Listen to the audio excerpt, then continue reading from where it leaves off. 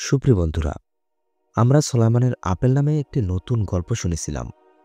গল্পটি ছিল এরকম: এক বাদশার ৩ সন্তান ছিল। আরও ছিল একটি রহস্যময় বাগান। বাগানটির দরজা সব সময় বন্ধ ছিল। বাদশা মারা যাবার সময় ছেলেদের ডেকে কিছু ওসিয়ত করে যান। বিশেষ করে ওই বাগানের দরজা যেন খোলা না হয় এ ব্যাপারে বিশেষ গুরুত্ব দিয়ে যান। কিন্তু তার বড় ছেলে ওসিয়তটা রক্ষা করেনি। ফলে একটি রহস্যময় হরিণের পাল্লায় পড়ে যায় সে। তার খোঁজখবর নিতে ছোট ভাই মালেক জামশিদের হাতে রাজ্য শাসনের ভার দিয়ে মেজ ভাই মালেক ইব্রাহিম বের হয় ঘোড়া নিয়ে। বড় ভাইয়ের পরিণতি ইব্রাহিমকেও ভোগ করতে হয়। গরদান চায় তাদের।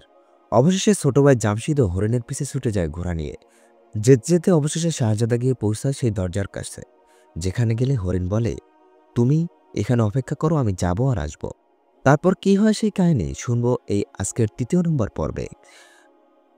সুপ্রিয় বন্ধুরা, ভিডিওটি না টেনে ভিডিওটিতে একটি লাইক দিয়ে সম্পূর্ণ গল্পটি শোনার অনুরোধ রইল।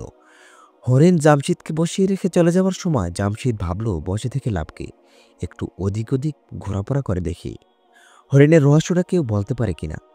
কয়েক পা হাঁটতে এসে দেখতে পেল একটা তাঁবু। এগিয়ে দেখলো তাঁবুর ভেতরে বিস্ময়ে হতবাক হয়ে বসে আছে এক বুড়ি। অবাক দৃষ্টিতে ওই বুড়ি তাকালো জামশিদের দিকে। জামশিদ বুড়ির সামনে গিয়ে বলল, এই বুড়ি, তুমি এখানে কি করো? বুড়ি হাসতে হাসতে বলল, এসো, তাঁবুর ভেতরে এসো। জামশিদ তাঁবুর ভেতরে গেল।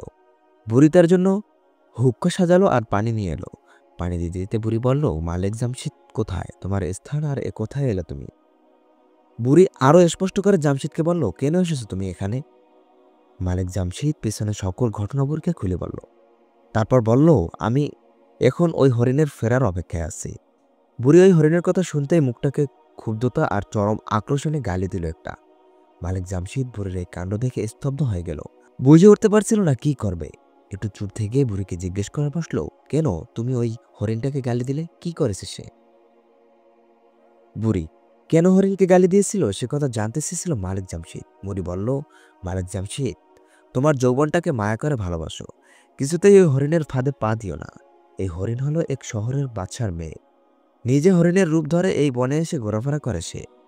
তারপর যুবকদের দেখে দেখে বিভ্রান্ত করে এবং নিয়ে যায় বাদশার কাছে। যুবক বাদশার দরবারে গেলে সে তার আসল রূপ মানে শাহজাদি সেজে নিজের কামরায় ঢুকে অসুস্থতার ভান করে শুয়ে থাকে। কোনো কথা বলে না, বোবা সেজে বসে থাকে। আর তার বাবা বাদশা যুবকদের বাধ্য করে তার মুখ থেকে কথা বের করতে। যদি কথা বের করতে না পারে তাকে হত্যা করে। এ পর্যন্ত অন্তত ২০০ যুবককে হত্যা করেছে এই বাদশা আর তার এই মেয়ে। মালিক জামশিদ বুড়ির মুখে এসব কথা শোনার পর ভাইদের জন্য তার মনটা খারাপ হয়ে যায়। ভয় পেয়ে যায় কিছুটা। ভাবে, কোন আজব ফাঁদে পড়ে এলাম। বুড়ির দিকে তাকিয়ে বলল, এখন কি করব তাহলে? বুড়ি বলল, আমি তোমাকে একটা আপেল দেব। এই আপেলটা নবী হজরত সুলাইমান আলাইসাল্লামের। তোমাকে যখন রাতের বেলা শাহজাদির কামরায় ঢোকানো হবে তখন তুমি এক কাজ করবে। তোমাকে তো শাহজাদির মুখে কথা ফোটাতেই হবে। তুমি রুমে ঢুকেই আপেলটাকে চুরি করে সতর্কতার সঙ্গে বাতির নিচে রেখে দেবে। এরপর এমনভাবে ফিসফিস করে আপেলের সঙ্গে কথা বলবে যেন দেয়ালের কানটা শুনতে পারে। প্রথমেই বলবে, দেখো, তোমাকে আমি হজরত সাল্লাল্লাহু আলাইহি সাল্লামের কবরের কসম দিচ্ছি, কথা বলো, রাতটা আমাদের জন্য আনন্দময় হোক। মালিক জামশিদ বুড়ির হাত থেকে আপেলটা নিয়ে তার পকেটে ঢুকালো। তারপর তাড়াতাড়ি করে বেরিয়ে পড়ল তাঁবু থেকে। সোজা তার আগের জায়গায় মানে শহরের গেটের পাশে যেখানে সে দাঁড়িয়েছিল সেখানে গিয়ে দাঁড়ালো। একটু পরেই সেদের লোকটি এসে জামশিদকে নিয়ে এলো বাদশার কাছে। বাদশা মালিক জামশিদের দিকে তাকিয়ে আগের কথাগুলি বলল, আমার কন্যা কথা বলতে পারে না। তুমি যদি আজ রাতের মধ্যে তার মুখে কথা ফোটাতে পারো তাহলে তোমার সাথে তাকে বিয়ে দেব, আর না পারলে তোমার ২ ভাইয়ের মতো সকালেও তোমাদের গর্দান যাবে। এই বলেই মালিক জামশিদকে ঢুকিয়ে দেওয়া হলো শাহজাদির কামরায়। রাত ঘনিয়ে এলো। জামশিদ যতই চেষ্টা করলো শাহজাদির মুখ থেকে কোনো কথাই বের করতে পারল না। অবশেষে তার পকেট থেকে বুড়ির দেওয়া আপেলটা বের করে বাতির নিচে আলতোভাবে রেখে দিল। তারপর আপেলের দিকে তাকিয়ে ফিসফিস করে বলল, তোকে আমি হজরত সাল্লাল্লাহু আলাইহি সাল্লামের কবরের কসম দিচ্ছি, কথা বলো, রাতটা আমাদের সুন্দর কাটুক। জামশিদ কসম দিতেই আপেল আশ্চর্যভাবে একটা কাহিনী বলতে শুরু করে দিল। সে কাহিনী আসতে আর শোনার সময় নেই, পরবর্তীতে শোনাবো ইনশাআল্লাহ। সুপ্রিয় বন্ধুরা, গল্পটি খুবই সুন্দর এবং রূপকথার গল্প।